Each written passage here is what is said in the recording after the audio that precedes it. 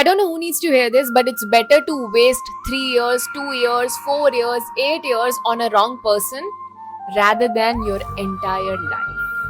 Just a reminder. अब इस चीज को प्रैक्टिकल लाइफ में तुम्हें कैसे इंप्लीमेंट करनी है पता है। कल मैं एक बंदे से बात कर रहा था मेरे 1-on-1 सेशन पे, एंड उसने मुझे बोला कि सर हम 2 साल का रिलेशनशिप था हमारा, सब कुछ सही चल रहा था, सब कुछ परफेक्ट, ठीक है, कोई दिक्कत नहीं थी, वो बंदी भी मुझसे प्यार कर रही थी, मैं भी उससे प्यार कर रहा था, सारी चीजें परफेक्ट वे में आगे बढ़ रही थी, मजा ही मजा आ रहा था जीवन जीने में। लेकिन पता नहीं क्या हुआ कि उसने मुझे फिर ब्लॉक कर दिया, without any reason, without any notice, कुछ भी नहीं, ठीक है। जॉब रिजाइन करने के टाइम पे भी तुम्हें 3 महीने का या 1 महीने का नोटिस पीरियड देना पड़ता है, लेकिन यहाँ पे ऐसा कुछ नहीं हुआ, यहाँ पे डायरेक्टली ब्लॉक। फिर बंदे ने किसी और का नंबर लिया, उसको कॉल किया, कॉल उठा नहीं रही बंदी, कुछ भी नहीं हो रहा। फिर फाइनली उस बंदी ने मैसेज किया 6 दिन बाद, एंड बोल रही है कि नहीं यार मुझे नहीं रखना, मुझे मजा नहीं आ रहा, ऐसा कुछ, ठीक है। एंड वो बंदा बोल रहा है प्लीज मुझे रीजन तो बताओ कि ऐसा तो मैंने क्या किया इतने 2 सालों में कि सब कुछ सही चल रहा था एंड अचानक तुम मेरी लाइफ में जाना चाहती हो, तो ऐसा तो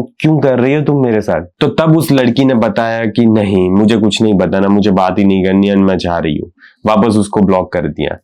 एंड अब 2 महीने हो गए, 2 महीने से वो बंदा नो कांटेक्ट पे है, ठीक है, 2 महीने हो गए वो बंदा नो कांटेक्ट पे है।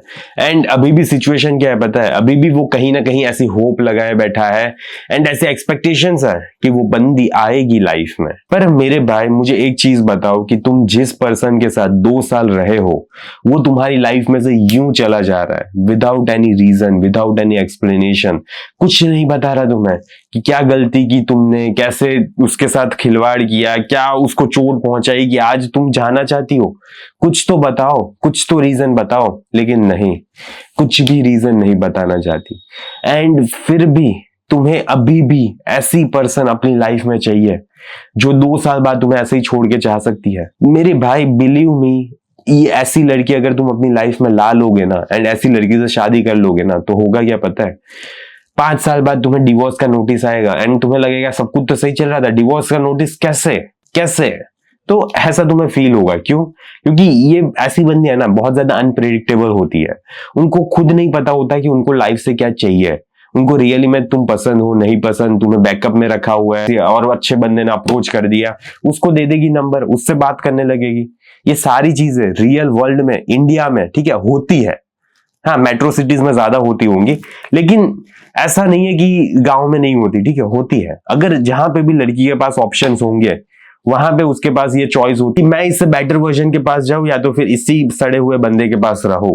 तो कभी कभी है ना वो लड़की वो वाला बेस्ट ऑप्शन वाला पत्ता यूज करती है एंड वो चली जाती है। पर तुम्हें यहाँ पे ये समझना है कि क्यों तुम्हें ऐसी लड़की चाहिए, क्यों तुम अपनी लाइफ में सेल्फ रिस्पेक्ट नहीं ला रहे हो मेरे भाई, क्यों नहीं ला रहे हो? क्योंकि ऐसी लड़की है ना कभी भी तुम्हारा जीवन अच्छा नहीं कर सकती, ठीक है, रियली में वो तुम्हारी लाइफ में कुछ भी वैल्यू ऐड नहीं कर सकती, कुछ भी नहीं, इतनी सी भी वैल्यू ऐड नहीं कर सकती। तो एक सिंपल सा एक क्लैरिटी वाला विजन पहनो तुम कि देखो जो लड़की मेरी लाइफ में कंफ्यूजन नहीं ला रही ना एंड क्लैरिटी ला रही है ना, उसी लड़की को मैं एंटरटेन करूंगा, उसी लड़की के साथ मैं बात करूंगा। अगर ये क्लैरिटी नहीं ला रही, ऐसे ही बकचोदी करती रह रही है, टाइम पास करती रह रही है, मुझे चाहिए ही नहीं वो लड़की। ऐसी माइंडसेट के साथ तुम्हें जीवन जीना पड़ता है।